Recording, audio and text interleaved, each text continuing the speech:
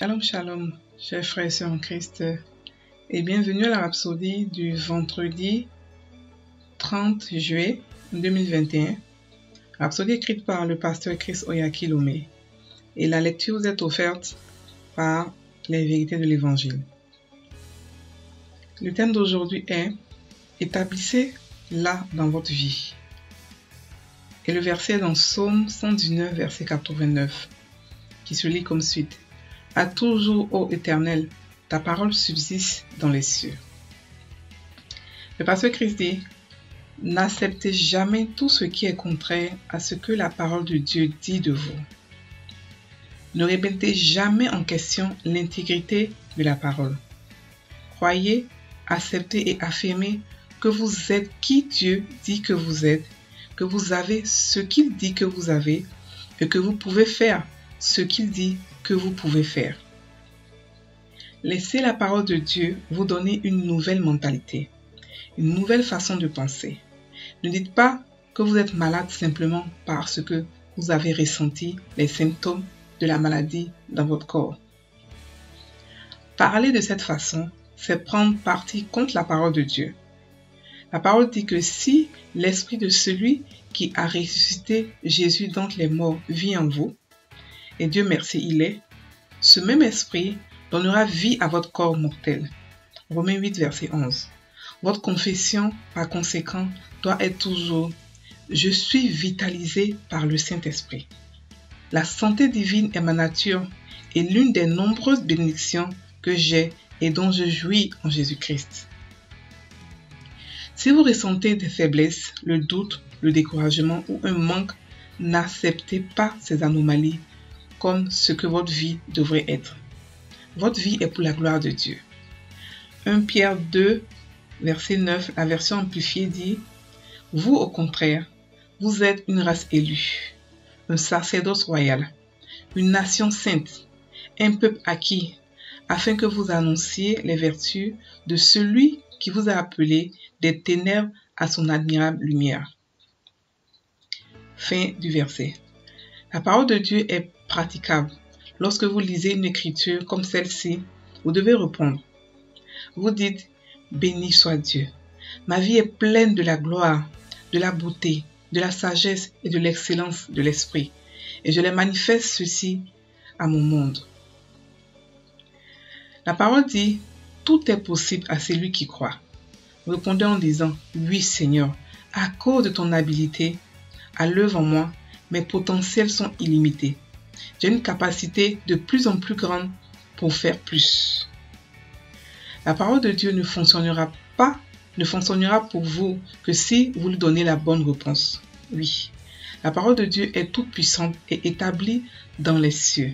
Mais vous devez l'établir dans votre vie par vos affirmations.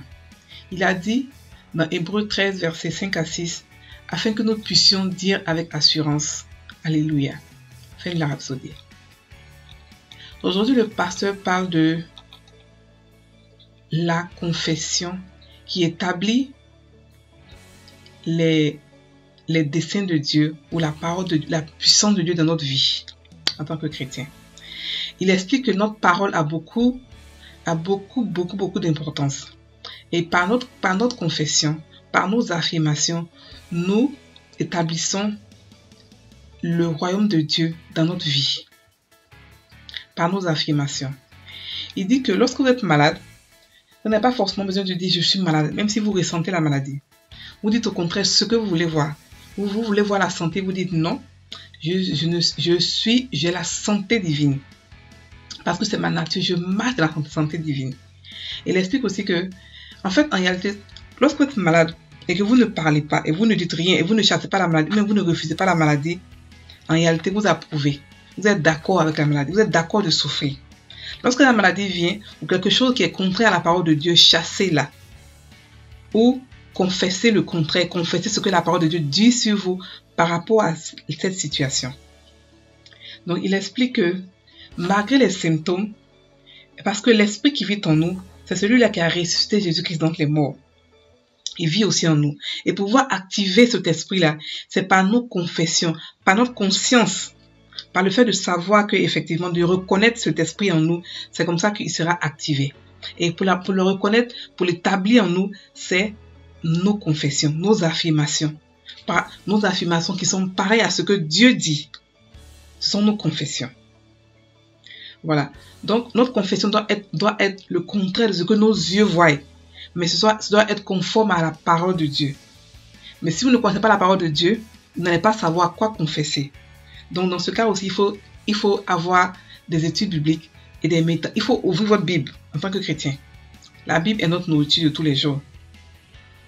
Donc, il explique que nous sommes un sacerdoce royal.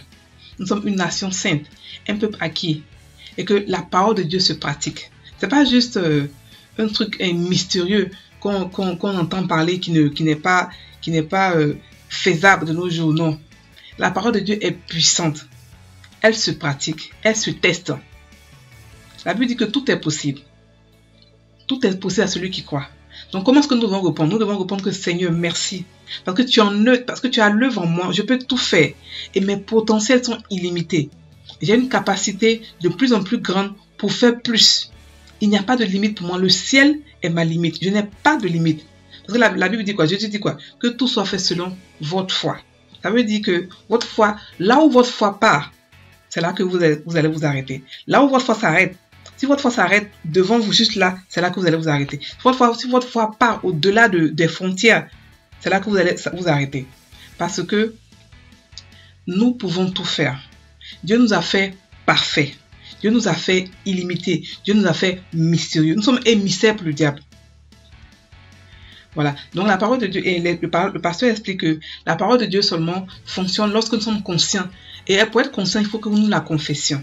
Nous devons nous donner une réponse de foi. La foi, c'est donner la réponse. C'est-à-dire que quand Dieu vous dit quelque chose, vous répondez vous acceptez ça. C'est la foi. Vous acceptez, vous répondez par la joie. Vous répondez en l'établissant dans vos cœurs, par la confession, par la joie. Et c'est comme ça que la parole de Dieu s'établit dans nos cœurs. Donc, et dans nos vies. Donc, il explique en grosso modo que c'est par nos confessions que nous établissons la parole de Dieu dans nos vies. Nous établissons les cieux dans notre monde. Donc, voilà. Nous allons faire la confession. Nous allons prendre la confession avec moi. Répétez après moi. Ma vie a été façonnée et planifiée par Dieu pour l'excellence. Je marche dans la santé divine, la prospérité et la justice.